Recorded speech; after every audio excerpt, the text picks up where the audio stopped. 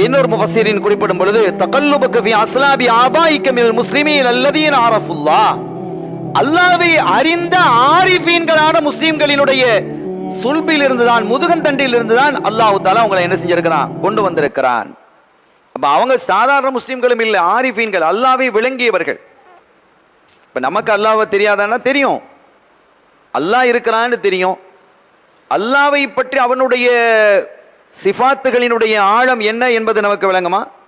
விளங்காது. அது ஆரிஃபீன்கள். ஆரிஃபீன்கள் என்ன செய்வாங்க, அதை பத்தி முழுமையாக விளங்குவாங்க.